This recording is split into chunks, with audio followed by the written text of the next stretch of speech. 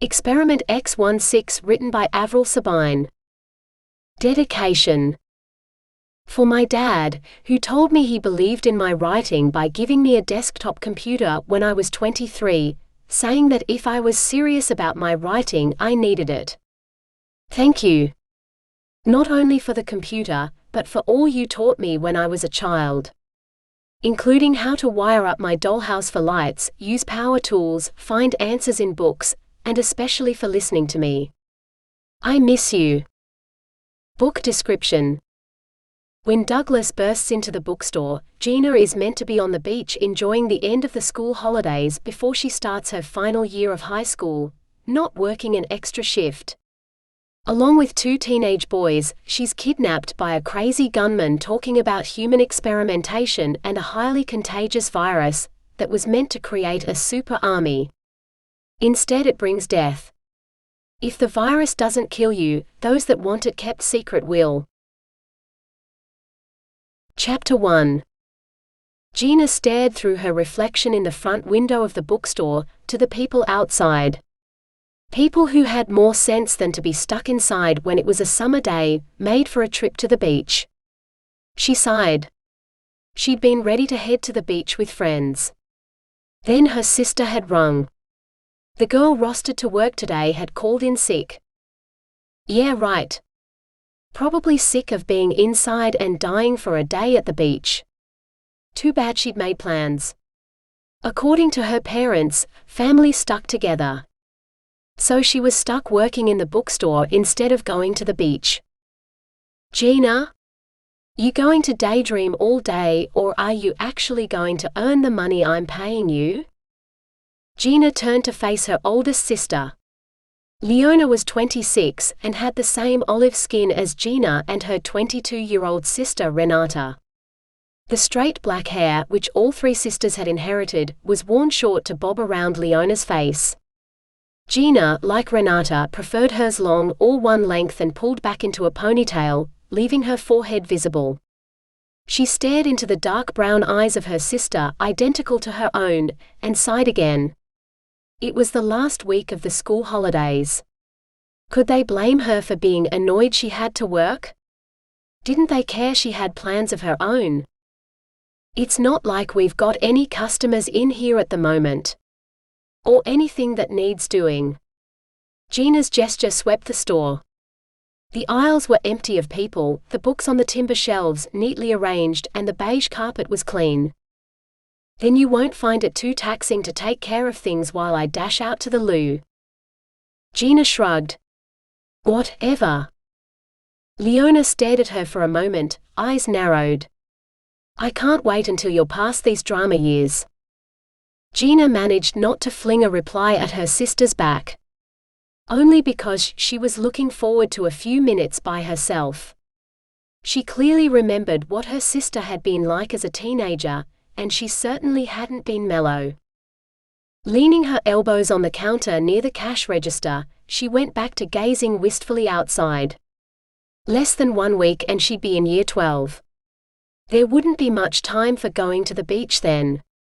Her last year of school, and she didn't have a clue what she was going to do with the rest of her life. All she knew was that she wasn't going to take Nonna's advice.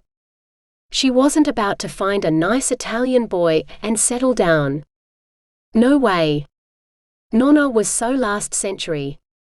She wouldn't be 17 for another 3 days. Weddings were a long way off, if ever. Look what had happened to Leona. She used to be fun, now she sounded like their mum. She straightened as the door swung open and a boy walked in. He blinked as his eyes became accustomed to the dimness of the store. He was tall and slim, and his brown hair had been tossed carelessly about by the breeze outside. When his gaze landed on her, he smiled, losing the slightly lost look he'd worn. Gina couldn't help admiring his smile as he strode towards the counter, and his smile became a grin. Hi. Can I help you? Her own lips curved into a smile. That wasn't all that was worth admiring. Maybe the day wouldn't be a waste after all. She wondered if Leona would go mad at her if she asked him for his number. I hope so. He pulled a crumpled piece of paper from his jeans pocket. "One of my mates swears I have to read this book." He glanced down as his fingers smoothed the creases from the paper. Gina opened her mouth to comment on how blue his eyes were, then quickly closed it, as she reminded herself she wasn't amongst her large, noisy and vocal family right now.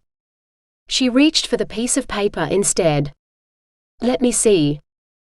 Before she had a chance to look, the door burst open again and another boy strode in. Gina nearly groaned as she recognized him. All-round athlete, overly sure of himself, in your face, and didn't know the meaning of the word no, Connor Davis.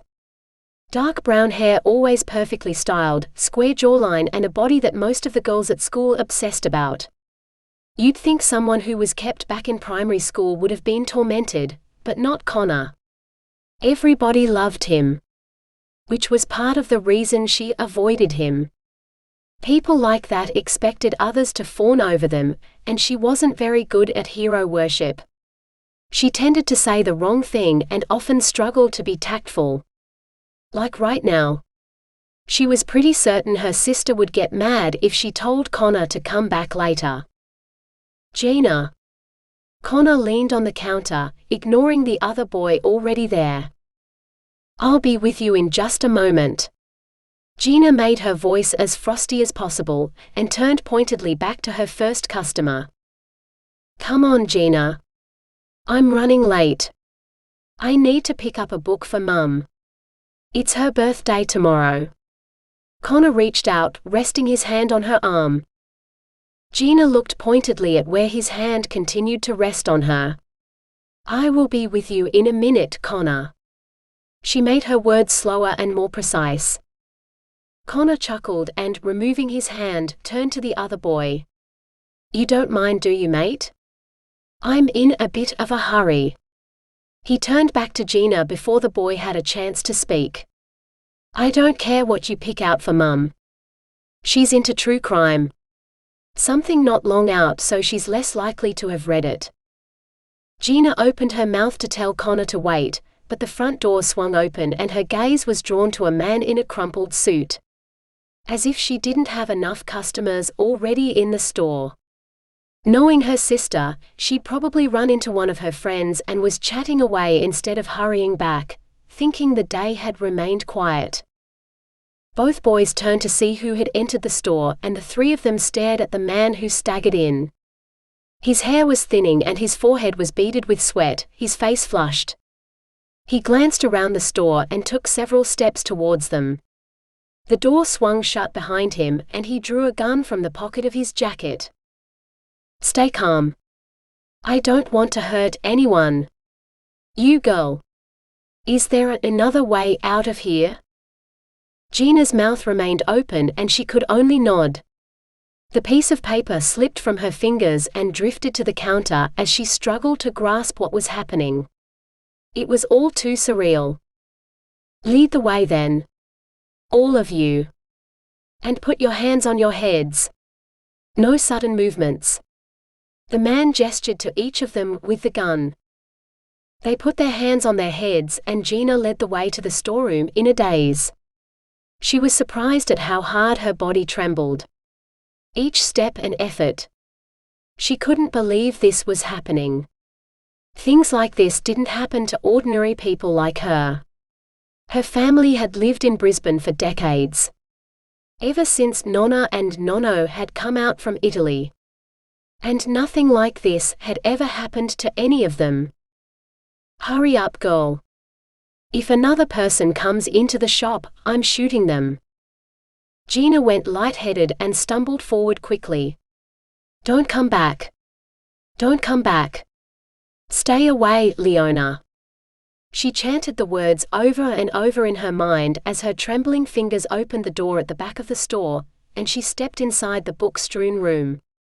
She slid through the towers of books and boxes and opened the rear door. "Outside. All of you. Put your hands down first. But keep them in sight. And remember, even if you can't see it, I've got my gun pointed at you." The man slid the gun into his jacket pocket. Gina blinked rapidly as she stepped outside. She looked at the short shadow she cast on the bitumen of the car park, and wondered what her sister would think when she returned to find her missing. "Any of you have a car here?" "I do." Connor's voice was almost a squeak. He cleared his throat and shot a hasty look towards Gina. She almost shook her head, unable to believe he was worrying about his image at a time like this. Then her gaze returned to the gunman and she swallowed hard. She wasn't 17 yet. 3 more days. She wanted to live to see her 17th birthday. This wasn't right. Nothing about this day had been right. It should have been someone else here today. Not her. "Where is it?" "Which car?" The man pulled a handkerchief from his pocket and mopped his forehead. A shudder went through him and he started coughing. Maybe he'd shoot himself. Gina sent quick looks in his direction. No such luck. The coughing fit subsided along with her hopes. "Lead the way, boy. No time to waste. Come on. They're getting closer. I can hear them." Gina glanced around. Hear them? The man was a lunatic. She couldn't hear anyone. But she wasn't going to argue with him. Instead, she forced herself to follow Connor, who now led the way. She glanced towards the other boy. His skin had lost what little color it had, and he looked as ill as she felt. Connor pulled keys from his pocket as they approached a 4-wheel drive parked crookedly in 2 parking bays. He unlocked the doors with a push of a button and looked towards the gunman. "Get in the car, boy. You're driving. You can get in the front too." He pointed towards the other boy before he turned to Gina.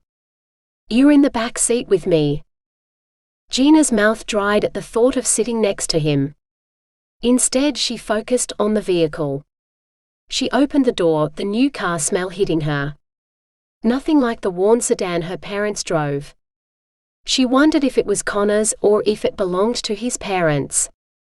She pulled on the seatbelt as soon as she was in and stared ahead as the man climbed in beside her. The seam along the edge of the seat took all her attention.